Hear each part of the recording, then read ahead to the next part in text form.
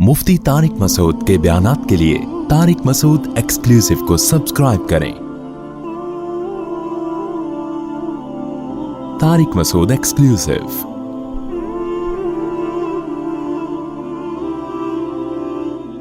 यौम यफ़िर्रुल मर्उ मिन अख़ीही, ये बता दिया था मैंने, ये वो दिन होगा जिस दिन इंसान अपने भाई से दूर भागेगा। अलमर मर्द को कहते हैं, मुराद है इंसान, क्योंकि मर्द बोल के इंसान भी मुराद होता है। व उम्मिही, और अपनी माँ से, व अबीही, अबी बाप को कहते हैं और अपने बाप से दूर भागेगा। व साहिबतिही, और अपनी बीवी से। साहिब कहते हैं साथ रहने वाला, सोहबत है ना, कहते हैं ना आपने फ़लाँ बुज़ुर्ग की सोहबत उठाई है, उनके साथ रहे हैं। और साहिब दोस्त को भी कहते हैं। तो साहिबा इसकी मुअन्नस आती है, तो साहिबती ही, और अपने साथ रहने वाली। इसलिए मैं लोगों को इसमें एक इल्मी नुक्ता भी बयान करता हूँ कि अल्लाह ताला ने जहाँ भाई का जिक्र किया वहाँ अल्लाह ने भाई कहा है, सीधा सीधा। जहाँ माँ का जिक्र किया वहाँ माँ कहा है, जहाँ बाप का जिक्र किया वहाँ बाप कहा। जहाँ बीवी का जिक्र किया तो बीवी के लिए ज़ौजा लफ्ज़ इस्तेमाल होता है, लेकिन वहाँ साहिबा कहा है, साथ रहने वाली। तो इससे इशारा मिलता है कि इंसान के जितने भी रिश्ते हैं उससे इंसान एक वक्त में दूर हो भी सकता है, हो भी जाते हैं, हम देख रहे हैं। लेकिन बीवी जो है ना, एक अल्लाह ने ऐसा रिश्ता बनाया है जो हमेशा आपके साथ रहती है, तो इसलिए अल्लाह ने उसके लिए साहिबा का लफ्ज़ इस्तेमाल किया। तो ये जो लोग 2-2, 3-3 साल के लिए बाहर मुल्कों में जॉब करते हैं ना, बीवी को पीछे छोड़ के चले जाते हैं, उनकी नफ़ी है इस आयत में। तो वह बनी ही, और बनी बनीन बेटों को कहते हैं, बिन इब्न भी बेटे को। तो बनी ही, और अपने बेटों से भी दूर भागेगा। लिकुल्ली इम्रिइन, लिकुल्ली इम्रिइन, इम्रुउन मर्द को कहते हैं, इम्रु अलमर भी कहते हैं, इम्रु भी कहते हैं, इमरा इमरी, ये सब इसके लिए इस्तेमाल होता है। लिकुल्ली इम्रिइन मिनहुम, इनमें से हर एक मर्द के लिए, यानी हर एक शख्स के लिए, यौमइज़िन, जिस दिन ऐसा होगा, शअनुन, एक हालत होगी। शान किसे कहते हैं?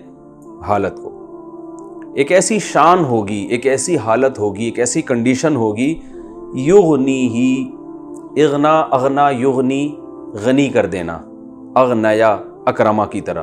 तो युगनीयू था असल में, तो युगनी पढ़ते हैं। एक ऐसी शान होगी, युगनीही, जो उस शख्स को मुस्तगनी कर देगी, बेपरवाह कर देगी। हम युगनी का तर्जुमा यूं करेंगे, बेपरवाह, ठीक है ना, बेपरवाह। लिखने की ज़रूरत नहीं है,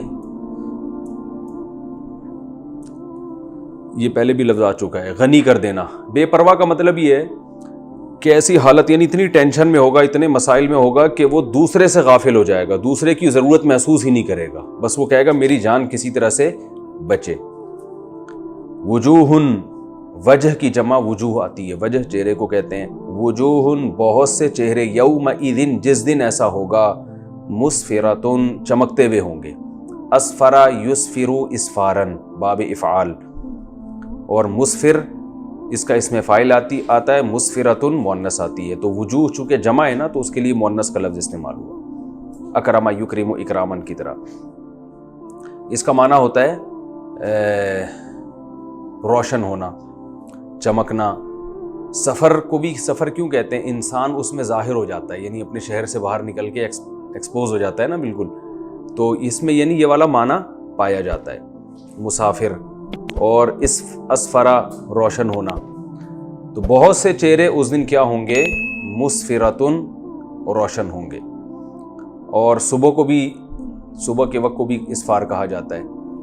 ज़ाहिकतुन, ज़हक अरबी में कहते हैं हंसने को, ज़हीका यज़हकु, समिया यसमऊ की तरह होता है। ज़ाहिकतुन, हंस रहे होंगे। मुस्तबशिरतुन, खुश होंगे। बशारत से निकला है, बशारत खुशखबरी को कहते हैं, आपको पता है ना भी, इसकी बशारत दे दो। बशीर भाई होता है ना उर्दू में, बशीर खुशखबरी देने वाला। तो मुस्तबशिरा, ये बाबे इस्तिफ़आल, इस्तिखराज की तरह है, इस्तिखराज की तरह। इस्तिबशार, तो इसका इसमें फ़ाइल आएगा मुस्तबशिर, मुअन्नस आएगी मुस्तबशिरा। तो खुश होंगे बहुत से चेहरे, हंस रहे होंगे। वजूहुन, और बहुत से चेहरे होंगे, यौमइज़िन, जिस दिन ऐसा होगा, अलैहा गबारा, उन पर गुबार होगा। गबर, गुबार से उर्दू में ये लफ्ज़ इस्तेमाल होता है। उन चेहरों के ऊपर गुबार होगा, यानी गुबार आलूद चेहरे होंगे। ये किनाया है परेशानी से। जैसे आदमी जब परेशान होता है ना, तो उसको अपनी फ़िक्र नहीं होती, उसका चेहरा ऐसे होता है जैसे गर्दो गुबार पड़ा हुआ है, उसकी रौनक और नूर ख़त्म हो जाता है।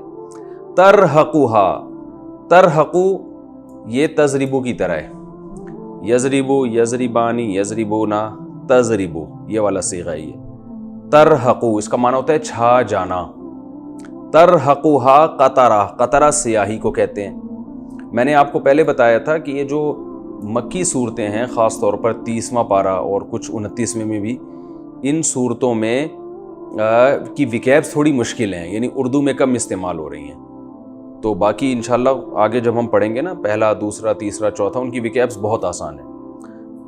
ترحقها قطرہ، ان چہروں پر چھائی ہوئی ہوگی سیاہی، وہی ہے کہ چہرے کی رونق ختم ہوگی۔ اولئک، یہ لوگ ہیں، ہم الکفرہ، یہ وہ لوگ ہیں جو کافر تھے، الفجرہ، فاجر تھے۔ کافر کی جمع کفرہ بھی آتی ہے اور فاجر کی جمع فجرہ، کہ جیسے آئے تھے نا کرام بررہ، تو باررن کی جمع بررہ، تو فعلتن کا وزن عربی میں جمع کے طور پہ بھی استعمال ہوتا ہے، فعلتن، جیسے بررتن ہے، اور بھی قرآن میں بہت لفظ استعمال ہوئے، یہ ابھی اس وقت ذہن میں نہیں آ رہے۔ کفرتن، ٹھیک ہے نا، کافر، کافر کی جمع۔ تو یہ وہ لوگ تھے جو کافر تھے اور فاجر، فاجر کا معنی بھی گناہ کرنے والا، فاسق اور فاجر نہیں کہتے ہم، فجور یعنی برائی کرنے والے کو کہا جاتا ہے۔ تو یہ تو اس صورت کا پورا ترجمہ ہو گیا، اور اس صورت میں جو ہے اس کی تفسیر بھی میں نے تقریباً اسی کے دوران بیان کر دی ہے۔ میں تفسیر کا خلاصہ دوبارہ بیان کر دیتا ہوں۔ رسول اللہ صلی اللہ علیہ وسلم کے پاس ایک نابینا صحابی آئے، آپ صلی اللہ علیہ وسلم نے اس دوران ان سے چہرہ انور کو پھیر لیا۔ اس پر صورت نازل ہوئی کہ نبی صلی اللہ علیہ وسلم نے کی پیشانی پہ سلوٹیں آئیں، چیب جبی ہوئے، اور آپ نے اعراض کیا اس بات پر کہ ایک نابینا آپ کے پاس آیا، آپ کو کیا خبر کہ وہ ہدایت حاصل کر لیتا، او یذکروا، یا کچھ نصیحت حاصل کر لیتا، فتنفعہ الذکریٰ، اسے آپ کی نصیحت فائدہ پہنچاتی۔ اما من استغنا، بہرحال وہ شخص جو مستغنی ہے، جو بات سننا ہی نہیں چاہتا، فانت لہ تصدی، آپ اس کے پیاسے ہیں، آپ اس کے در پہ ہیں، آپ اس کی ہدایت کے پیچھے پڑے ہوئے ہیں۔ وما علیک الا یزکیٰ، اگر اس کو ہدایت نہیں ملتی تو آپ پر کوئی گناہ نہیں ہے، یعنی ابو جہل اور عتبہ ابن ولید وغیرہ۔ واما من جاءک یسعی، اور وہ شخص جو آپ کے پاس دوڑتا ہوا آتا ہے، وہو یخشی، وہ اللہ سے ڈرتا بھی ہے، فانت عنہ تلہی، آپ اس سے غفلت برتتے ہیں، لہو کرتے ہیں اس سے۔ کلا، ہرگز ایسا نہیں ہے جیسے یہ مشرک سمجھ رہے ہیں کہ یہ سردار ہیں تو یہ جنت میں جائیں گے اور یہی اس قابل ہیں کہ ان کو نصیحت یعنی یہ زیادہ اہم لوگ ہیں، ایسا ہرگز نہیں ہے۔ انہا تذکرہ، یہ قرآن تو ایک نصیحت ہے، فمن شاء ذکرہ، جس کا دل چاہے اس سے نصیحت حاصل کرے، اس میں کوئی فرق نہیں ہے مالداروں اور غریبوں کا۔ فی صحف مکرمہ، اور اس قرآن کو عزت کی ضرورت بھی نہیں ہے کہ سردار لوگ ایمان لائیں تو اس کو عزت ملے گی، اس لیے کہ اللہ کے ہاں یہ ویسے ہی معزز ہے۔ فی صحف، ایسے صحیفوں میں ہے، مکرمتن، جو عزت والے صحیفے ہیں، مرفوعتن، بلند ہیں، مطہرتن، پاکیزہ ہیں، یعنی لوح محفوظ میں جو ہیں، بِأَيْدِي سفارتن، سفیر کی جمع سفرہ، میں نے بتایا تھا نا کفارہ برارہ آ رہا ہے، تو سفیر کی جمع سفرہ آتی ہے۔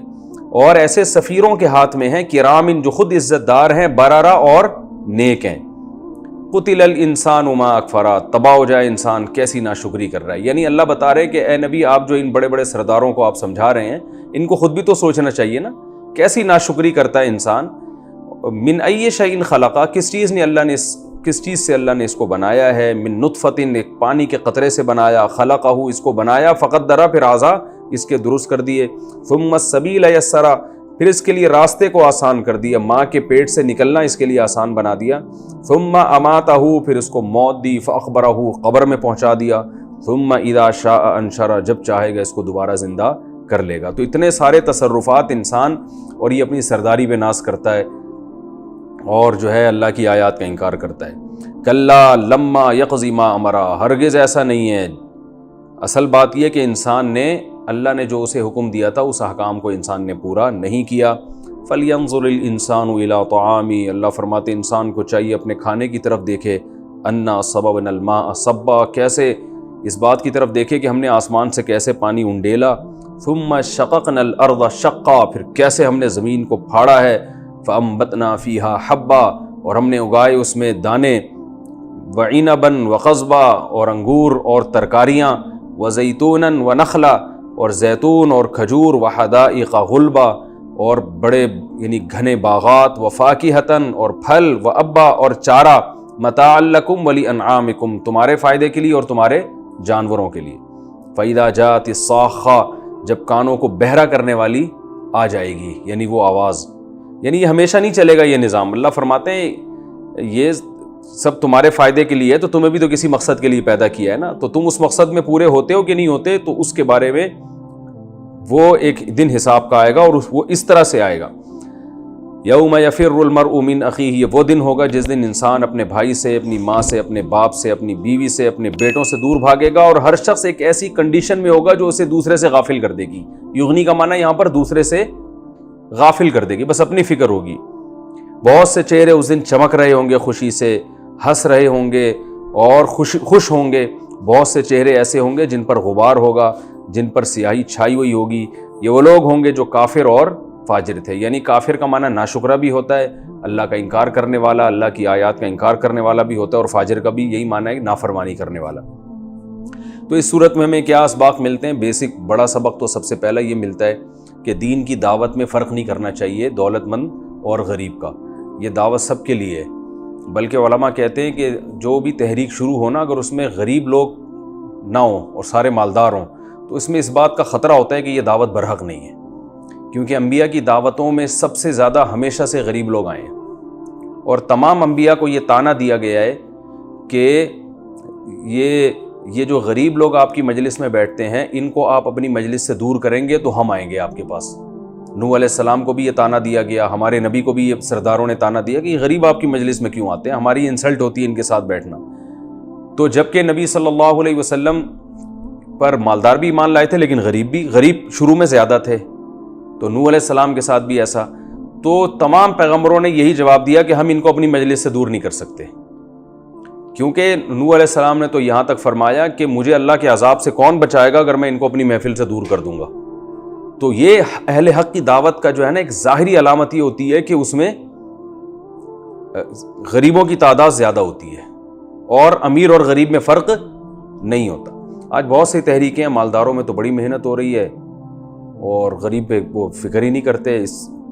دیکھیں، اگر کوئی اس نیت سے کرتا ہے نا کہ ایک قوم کے سردار ایمان لے آئے گا تو اس کی وجہ سے باقی نیچے کے لوگ بھی ایمان لے آئیں گے، اس نیت سے کوئی کسی سردار کے پاس جاتا ہے یا کسی سیاستدان یا بادشاہ کے پاس جاتا ہے، پھر تو کوئی حرج نہیں ہے۔ یہ تو موسیٰ علیہ السلام فرعون کے پاس گئے، ہمارے نبی الگ سے سرداروں کے پاس جایا کرتے تھے، لیکن اس کی بھی ایک حد ہونی چاہیے۔ اتنا ان پہ محنت کرنا کہ جو دین پہ چلنا چاہتے ہیں وہ ان کو آپ اگنور کرنا شروع کر دیں، یہ غلط ہو جائے گا۔ تو اس کا یہ مطلب نہیں ہے کہ دولت مندوں کے پاس الگ سے دعوت کے لیے جانا برا ہے، یہ مطلب ہرگز نہیں ہے اس آیت کا، یا حکمرانوں کے پاس دعوت کے لیے جانا برا ہے، نہ، یہ تو پیغمبروں سے ثابت ہے۔ یوسف علیہ السلام بھی بادشاہ کے پاس گئے نا، جب بادشاہ نے بلایا فوراً چلے گئے۔ تو فرق یہ ہے کہ اتنا ان کو ترجیح دینا کہ وہ چاہتے نہیں ہیں پھر بھی ان کی فکر کرنا، اور غریب چاہ رہا ہے تو پھر بھی اس کو اگنور کر دینا، یہ غلط ہو جائے گا۔ یعنی اللہ کے ہاں سب سے پہلا جو حق ہے وہ ان لوگوں کا ہے جن کے اندر طلب ہے، جو چاہتے ہیں۔ جیسے عبداللہ ابن ام مکتوم، وہ چاہتے تھے کہ مجھے کچھ نصیحت کریں نبی، میں اس پر عمل کروں، اور وہ تو چاہتے نہیں تھے کم بخت جو سردار تھے۔ تو اس پہ اللہ نے فرمایا کہ چاہنے والوں کو بہرحال ترجیح دی جائے گی، جو ہدایت چاہتے ہیں۔ ہمارے حضرت مفتی رشید احمد صاحب رحمہ اللہ ناظم آباد میں بیان کیا کرتے تھے، تو بہت سے لوگ آیا کرتے تھے وہاں دور دور سے۔ تو کسی نے حضرت سے کہا فلاں جگہ جا کے بیان کیا کریں، وہ لوگ اتنا آپ کو بلا رہے ہیں۔ حضرت نے فرمایا کہ میں یہ جو یہاں میرے پاس بیان سننے کے لیے آ رہے ہیں نا، یہ وہ لوگ ہیں جن کے اندر ہدایت کی چاہت ہے، اور آپ مجھے جہاں جانے کا مشورہ دے رہے ہیں وہ سننے کے لیے ان کو تو میں زبردستی جا کے بات سناؤں گا۔ تو ان لوگوں کا حق ان پر زیادہ ہے، کیونکہ یہ خود سننے کے لیے آ رہے ہیں، اور ہم جب جائیں گے تو وہ خود سننے کے لیے تھوڑی ہم تو ان کو کسی طرح زبردستی جمع کریں گے۔ تو کسی کے پاس اتنا ٹائم ہو کہ دونوں کام کر سکتا ہے پھر تو ٹھیک ہے، لیکن اگر اتنا وقت نہیں ہے تو پھر چاہنے والوں کو، جو ہدایت چاہتے ہیں، جو آپ کے پاس دور دور سے بات سننے کے لیے آ رہے ہیں، ان کو پہلے ترجیح دیں، دوسروں کو بعد میں ترجیح دیں۔ یہ اس آیت کا خلاصہ ہے۔ ایک علمی نقطے کی بات تو ہمیں یہ پتہ چلی۔ دوسری بات یہ پتہ، اور اس میں بالکل فرق نہیں کرنا چاہیے، اس میں پھر اللہ کا غضب آتا ہے اگر آپ نے کسی کو دولت کی بیس پہ ترجیح دے دی نا، تو یہ زیادہ خطرناک ہے۔ دوسرا اس میں ہمیں یہ پتہ چلتا ہے کہ نبی صلی اللہ علیہ وسلم کو جب تنبیہ کی گئی تو آپ صلی اللہ علیہ وسلم عبداللہ ابن ام مکتوم پہ غضبناک نہیں ہوئے کہ یار آپ کی وجہ سے اللہ مجھ پہ ناراض ہوا ہے اور یہ، بلکہ حدیث میں آتا ہے کہ جب بھی عبداللہ ابن ام مکتوم آتے آپ ان سے بڑی خندہ پیشانی سے ملتے اور بہت اکرام کرتے اس آیت کے نازل ہونے کے بعد، اور فرماتے، صحیح حدیث ہے، ھذا الذی عاتبنی فیہ ربی، یہ ہے وہ شخص جس کی وجہ سے میرے رب نے مجھے ڈانٹا ہے، یہ الفاظ آپ فرماتے، یعنی اتنا مبارک آدمی ہے یہ۔ آج ہمیں کسی کی وجہ سے اگر ڈانٹ پڑ جائے کسی بڑے سے تو ہم ساری زندگی اسی کو تانے اور کوسنے دیتے رہتے ہیں، اس نے مروایا ہے، ٹھیک ہے نا، کہتے ہیں نا بھائی تو اس موقع پہ نہیں آتا نا، ہم ہوتے تو کیا کرتے، یار تم اس موقع پر آئے، ایک تو تم نے میری دعوت میں گڑبڑ کر دی، میں ایک بندوں سے بات کر رہا ہوں، تم درمیان میں آ کے اپنی لگا کے رکھی ہوئی ہے، ایک تو مجھے اس کی تکلیف، دوسرا تمہاری وجہ سے اللہ مجھ پہ ناراض ہو گیا، ہم یہ کہتے ہیں نا تمہاری وجہ سے اوپر سے اللہ کی طرف سے مجھے تنبیہ ہو گئی، تو یہ تو میں تو میرے سامنے نہیں آیا کرو، یا اللہ تو ہمیں نہیں کرے گا براہ راست، کوئی بڑے بزرگ ہوں، کوئی ہمارے والدین ہوں، مثال کے طور پر آپ کے والد صاحب کے کوئی دوست ہیں، ٹھیک ہے نا، آپ نے ان کا اکرام نہیں کیا صحیح طریقے سے، چائے نہیں پوچھا، والد صاحب نے آپ کو ڈانٹ لگا دی کہ یار میرا دوست آیا تھا بیٹا تم اس سے صحیح طرح سے ملتے، تو اب ہونا یہ چاہیے آئندہ آپ بہت اچھی طرح سے ملیں اس سے۔ آپ کے دل میں بوجھ آ گیا، یار اس کی وجہ سے میرے ابا نے مجھے ڈانٹا ہے، اس کی وجہ سے میرے ماموں نے مجھے ڈانٹا ہے، اس کی وجہ سے میری ماں سے مجھے ڈانٹ پڑی ہے، تو جس کے دل میں سلامتی ہوگی وہ کہے گا یار اس کی وجہ سے ڈانٹ پڑی ہے، اس کا مطلب یہ اس کی ویلیو میرے والدین کے دل میں بہت زیادہ ہے، تو وہ آئندہ پہلے سے زیادہ اکرام شروع کر دے گا۔ اور اگر دل میں فساد ہے تو آپ اس سے پہلے سے زیادہ بغض رکھو گے، اس کی وجہ سے ڈانٹ پڑی ہے، ٹھیک ہے نا، یہ کم بخت ہے، اس نے مجھے مروایا، بے وقت آ گیا تھا اور ابا نے بھی اس کی وجہ سے مجھے ڈانٹ دیا۔ تو اس میں ہمیں یہ بھی ملتا ہے کہ دل جب انسان کا پاکیزہ ہوتا ہے تو کسی بڑے کی وجہ سے اگر کسی شخص کے بارے میں ڈانٹ پڑے تو انسان اس شخص کی ویلیو بڑھتی ہے کہ یار یہ اتنا عظیم ہے کہ فلاں نے مجھے اس کی وجہ سے ڈانٹا ہے، اس کا مطلب مجھے آئندہ اس کا اور اکرام کرنا ہے۔ اور اگر حسد کے جذبات آ رہے ہیں اور تکلیف ہو رہی ہے، یار یہ کمبخت اس کی وجہ سے والدین سے ڈانٹ پڑی، آئندہ اکرام تو کرے گا کہ ابا دوبارہ نہ ڈانٹے، لیکن دل میں سوچے گا، تو اس کا مطلب آپ کا دل کیا ہے، فسادی ہے۔ تو ہمارے نبی صلی اللہ علیہ وسلم کا ظرف دیکھیں، میں تو حیران ہوتا ہوں کہ سید الانبیاء، تمام پیغمبروں کے سردار ہیں، کتنا بڑا مقام، اور ایک بیچارے غریب نابینا، غریب بھی ہیں اور نابینا بھی ہیں، اور بظاہر بے وقت آئے ہیں وہ، ٹھیک ہے نا، لیکن ہمارے نبی پوری زندگی ان کا اکرام کرتے رہے، جب بھی آتے کہتے یہ ہے وہ شخص جس کی وجہ سے میرے رب نے مجھے ڈانٹا ہے، کیا مطلب میرے رب کے نظر میں اس شخص کا اتنا بڑا مقام ہے، کیسا اکرام کیا کرتے تھے۔ تو آج بس دولت مندوں کی تو بڑی قدر ہے، اور جو ویسے ہی ہو، اور کوئی غریب کا اللہ کے ہاں جو بھی مرضی مقام ہو، کہتے ہیں جو مرضی اللہ کے ہاں مقام ہو ہے تو غریب نا، ٹھیک ہے نا، معاشرے میں عزت تو نہیں ہے، تو ہمارا کرائٹیریا ہی ایک عجیب سا ہو چکا ہے۔ تو اس سے دوسرا سبق ہمیں یہ بھی ملتا ہے، اور باقی تو اسباق جو ہیں وہ تو واضح ہیں بالکل، کہ اللہ تعالیٰ نے فرمایا کہ اپنی اوقات دیکھو، اپنی حقیقت دیکھو، پانی کے قطرے سے بنایا، پھر ساری زمین تمہارے لیے بنائی، تو یہ سب کچھ ایسا ہی نہیں، ایک دن ختم ہوگا، تو کل قیامت کے دن تم نے حساب و کتاب بھی دینا ہے۔